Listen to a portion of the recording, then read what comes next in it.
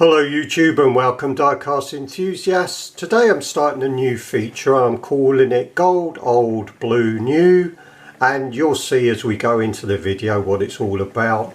And the first vehicle here on the turntable, it is in gold and it's from Greenlight and it's a 1969 Chevy Chevelle, and of course Rick from Whole Lotta Zep and also Mike from Nitro Speed will recognise this. They're both Chevelle fans, and this is one of the best Chevelles I believe I've got in my collection. I really like this one. I love the fact that it's finished in this really nice gold, the black roof, great engine detail. I do really like the wheels with the grey centres, 5 spokes and the chrome outers going around the wheel. Really smart. I've got a few Chevelles, not as many as Rick of course, but I've got a few, but this is among one of my favourites. It's one of Greenlight's best representations, I believe. They've done a few and Greenlight don't always get it right, but as I say, with the colour of this and the detail on the wheels, it really makes for a lovely casting. So really pleased to have this one. Now moving on to something old, and that one there, it's a 1960s Ford Zodiac convertible, and this was produced by Matchbox Lesney, of course a British make, and it was produced between 1957 and 1961, so this is around about 60 years old. Now it's not the best of condition, we've got some paint loss there, but I don't mind that. They're not particularly rare these, there's still a few around. Obviously to find a really nice clean boxed one isn't easy, but there are a few loose ones that I do see on my travels when I go to a toy fair from time to time. I had this myself quite a while. I don't keep it in my display cabinet, that's mainly my newer models that are in there, but I keep it in a little box, and I will continue to keep this and add occasionally to my Matchbox collection with these older castings. I just like the nostalgia to them, really nice, and with the driver figure it's just a lovely little casting. So really pleased to have this one. Moving along to another old vehicle. Some of you may recognise this one. Again, it's from Matchbox Lesney, and this was produced similar time, a little later, between 1960 and 1963. And this, on the base plate, it's just called an American Ford station wagon. Now I can't be 100% sure, it could be based apparently on the 1959 Ford Country, but there seems to be some people apparently mistakenly have called it a Ford Fairlane wagon, and apparently Ford would not call him Fairlanes in the 1959, of which 60s when this was produced, so I can't say 100%, some of you may be more aware, but I do like this wagon. It's got a little dent in the rear tailgate there, but I don't mind that. It's obviously one that was played with some time ago, not by me, but obviously a previous owner. I've had this a number of years, but I really like it. And we're going to go with one more old vehicle. This one's quite interesting. Now this was produced by a company called DCMT in conjunction with Crescent Toys. Now I'm not too sure if it was produced just before or just after the war. Apparently the companies formed an alliance in the 1940s, early 40s. So as I say, I can't be sure when this was produced or really what car it's based on. Some people have suggested it's the Nash Lafayette Sport Cabriolet, which was from 1936. I've had a look at the images of that car. I can't really see a resemblance, so anyone that's got a definitive answer to what car this is based on, that would be great. But I do really like this casting, really.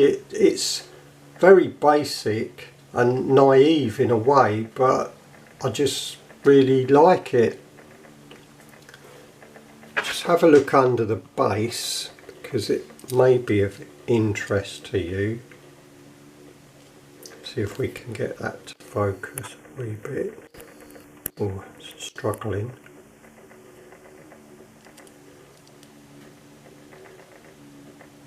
So we've got, I'll turn it up so we can see it, made in England. And you can see there on the base plate it's DCMT Crescent, as I said earlier. So very old. So this could be, I'd say it's got to be 70 years old, even if it was made in the late 40s. 70 to 75 years old. It was in a sort of a almost metallic green. You can see a little bit of paint left going around the bottom of the doors, but very little. But I'm not surprised for a car that's maybe up to 75 years old. It is not going to be in pristine condition. I've no doubt there are some ones out there in existence that are in superb condition, but this one isn't. But again, I don't mind. I just love the model itself. Just put it back on the turntable for a moment. Do let me know if any of you watching this video have got an example of this. I'd like to know if you've got any information about it. It'd be great. Now moving on to something blue this time. So we've done the gold, we've done the old, now we're on to the blue, as I say. And that there, get that to focus, is from Johnny Lightning, and it's a 1970 Mercury Cyclone spoiler. And again, I really like this model. I do like my Johnny Lightnings. They're one of my favourite brands at the moment, along with M2. I know they've got quality control issues, but the brands that I'm really going after at the moment are Johnny Lightnings, M2s, Green Light to an extent, Auto World, and Inno 64 is really what I'm enjoying in the modern releases, especially the Nissan Silvias, etc. Some tarmac works, but and a few mini GTs. I think I've said all this in previous videos, but while we were talking about Johnny Lightning, I just mentioned that, really going off on a tangent. So getting back to this car, as I've said, it's a Mercury Cyclone, and a nice example, really nice blue opening hood, as we can see, with pretty decent engine detail. Like the front grille, love the white interior, really nice example. So that's the blue. So we've just got one model to go, and it's going to be new. We'll take the turntable away because this is quite a big box. Now, I mentioned tarmac works just a moment ago when I was talking about Inno 64 as well. Just alter the camera tripod so we can get this box in. Now what we're looking at is a cardboard box, and inside, when I do get this camera right, I'm trying to get it to stand on the tripod right, so we open it up. Now I haven't looked at this, I haven't opened it previously, so this is the first time of opening. Don't want to damage that box. We'll have a look at the outside. So it's a Collab 64.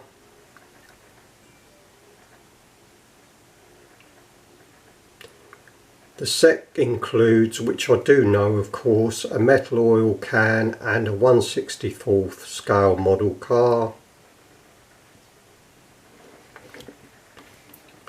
It's the RWB, which we know there.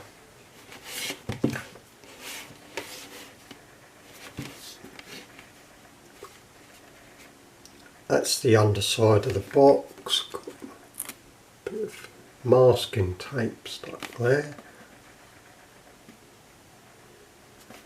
So let's have a look at what we've got inside. Now I've got one of these cans previously and it had a VW van in it, which I did show, and I was very impressed by that.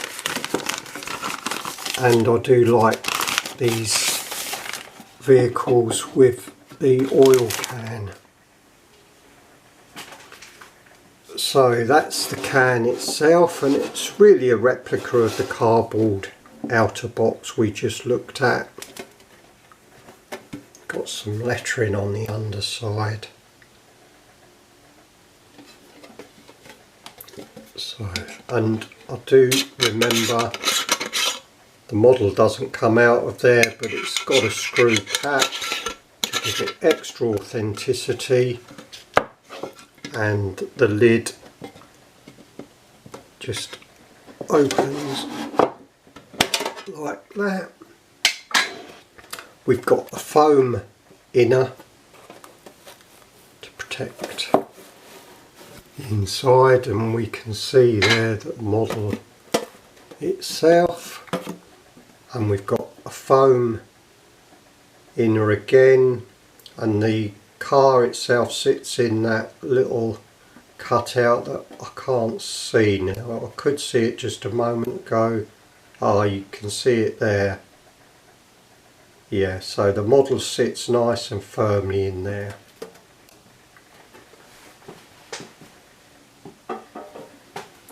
And here's the model itself,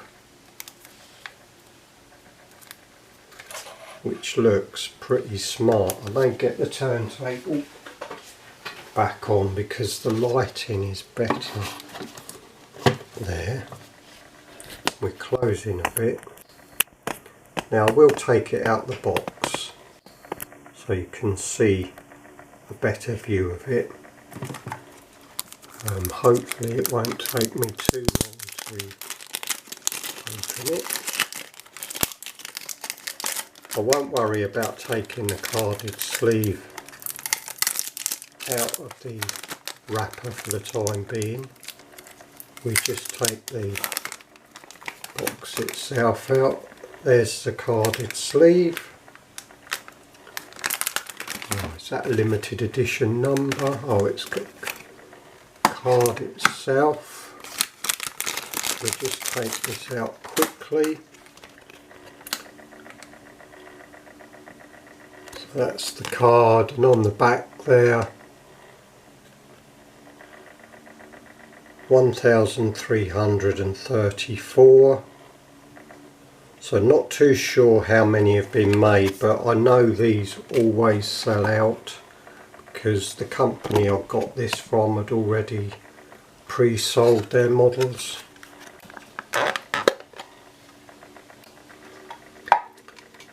And there it is. I do like these Porsche RWBs, really nice.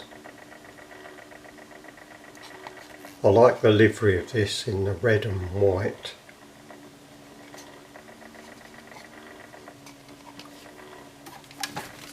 If we can get slightly better lighting.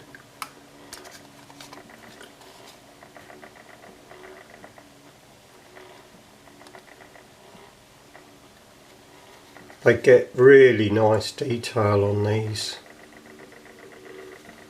I know Rick, who I mentioned earlier from Whole Lot of Zepp, has been getting a few tarmac models in recently and he likes them. Carl from Stinger Diecast, he's well into his tarmac, and he knows 64s and other makes, and I think his favourite is probably Mini GT. So there's a lot of collectors of these pretty new brands that have come onto the market in the last couple of years, but very nice. So this is the new element to this feature. So we've had gold, old, blue, new, and I'll be doing this feature quite regularly because it's quite easy to produce, because I've got plenty of old cars, plenty of new coming in, and I've got a few gold and a few blue, so there's no excuse not to carry on with this video. It just gives a reason to show a mixed bag really. So I'll just leave off by saying take care, stay safe, and bye for now.